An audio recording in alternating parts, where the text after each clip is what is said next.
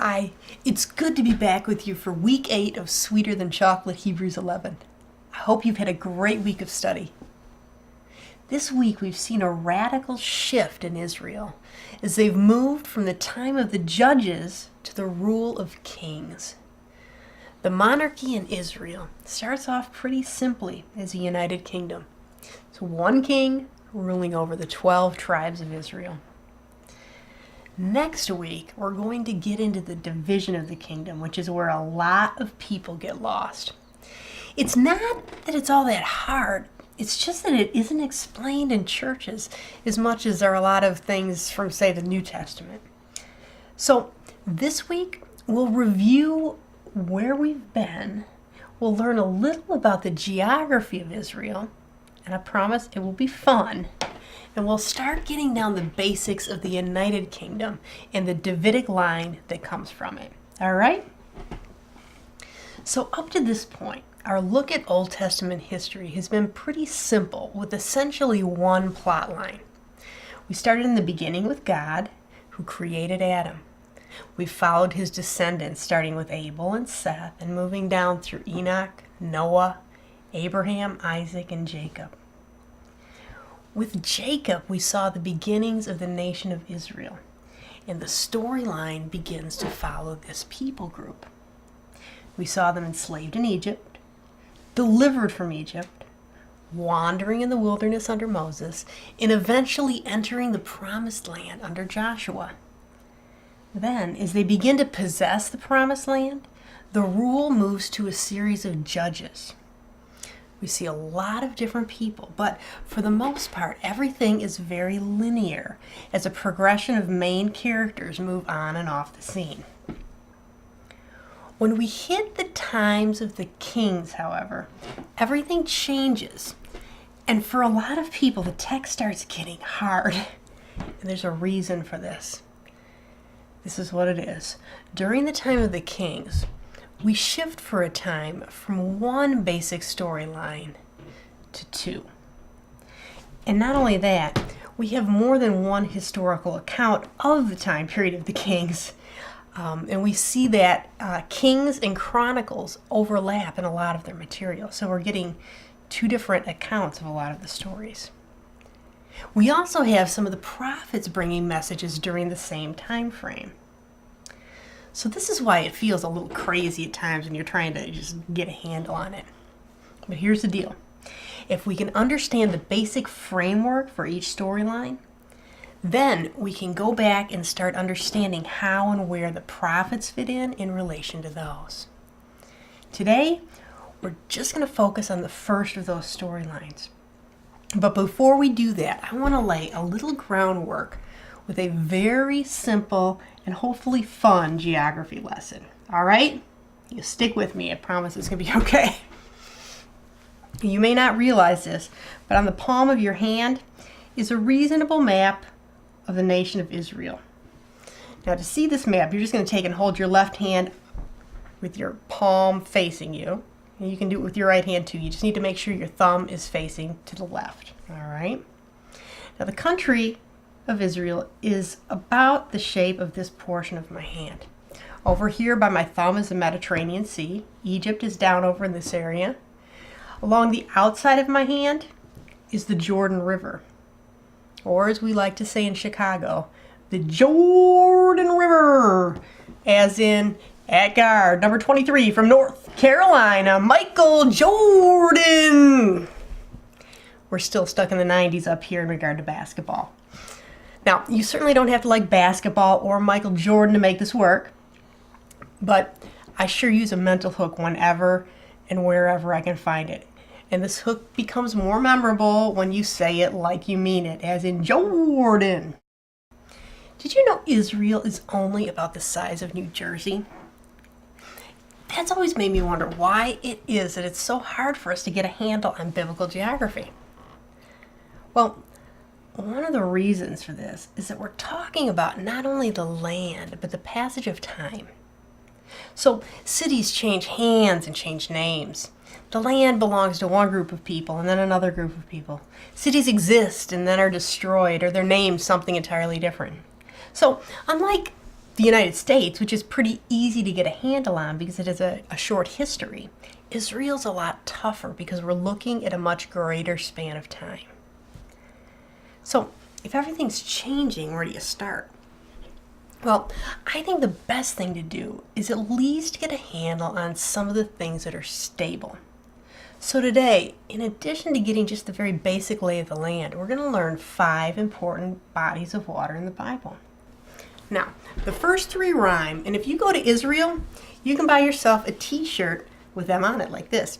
This is my daughter Katie. You can smile. There you go. This t-shirt, when we went to Israel a couple of years ago, I didn't buy it, and I've been kicking myself ever since. So my husband and kids ordered this one for me from Israel for my birthday. And the first 3 bodies of water that rhyme are the Med Sea, the Red Sea, and the Dead Sea. All right? Thank you. So the Med Sea, right here, is short for the Mediterranean. It's also called the Great Sea.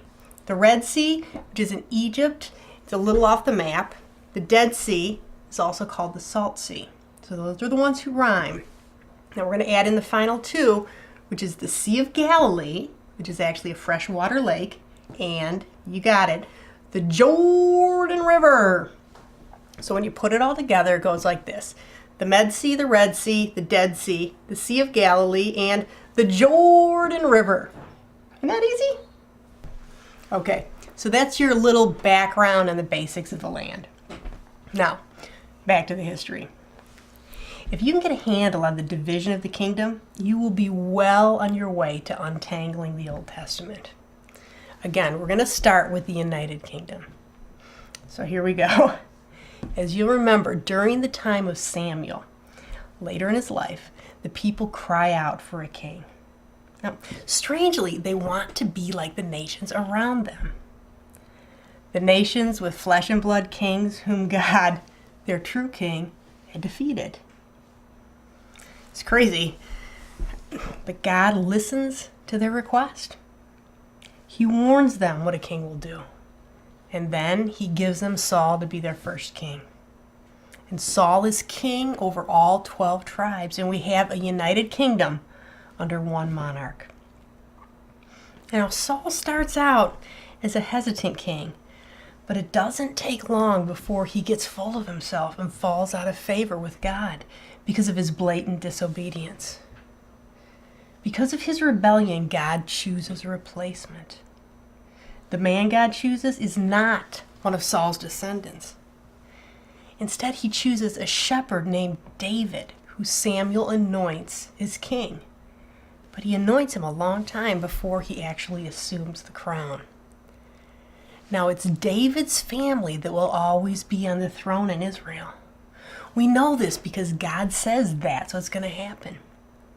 In 2 Samuel 7:16, the prophet Nathan brings David a message from God, and he tells him, "Your house and your kingdom shall endure before me forever.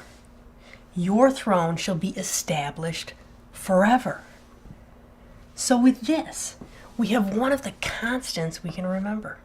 Just like we're using the water as constants with the map, with the history of the kings, one of the constants is that from the time of David going forward, a son of David will be sitting on the throne. When the kingdom falls, the people will be looking for the rightful heir to restore the kingdom. Now, God eventually removes Saul and replaces him with David, who's called a man after God's own heart. David is from the tribe of Judah, and it is from his line that Jesus, the rightful heir, will eventually be born.